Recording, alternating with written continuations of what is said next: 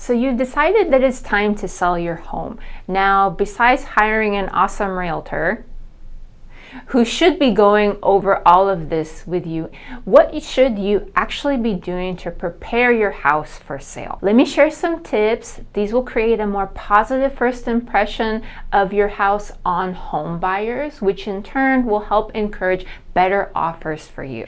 Number one, declutter and depersonalize. We'll want buyers walking through your house seeing the house and not the things inside your house. We all have stuff and it can be really beautiful and interesting stuff, but the more stuff that you have, the more distractions there are going to be when buyers are looking around.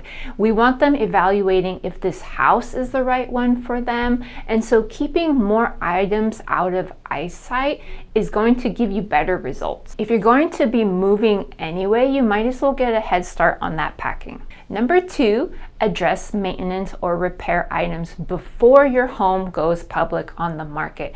These can be small things, the light bulbs you just haven't gotten around to replacing, a loose doorknob, a leaky faucet. Trust me, no home is perfect.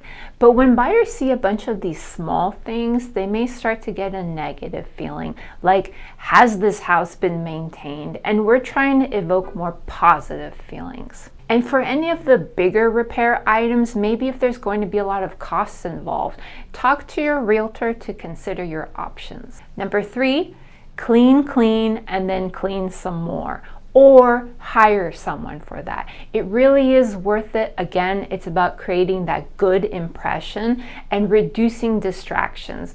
Get that carpet cleaning done or spot treat areas. Replace the shower curtains if they look dingy. Scrub the range, oven, toilets, and tub. Depending on how the walls look, consider painting a room or the house. Number four is more of a question. Should you stage?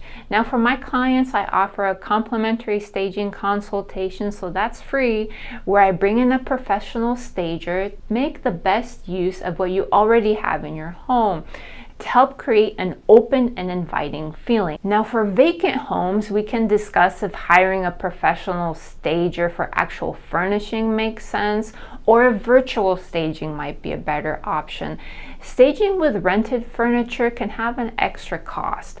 However, for virtual staging, I cover that expense with the photographer, and we can both add furniture and remove existing items or clutter.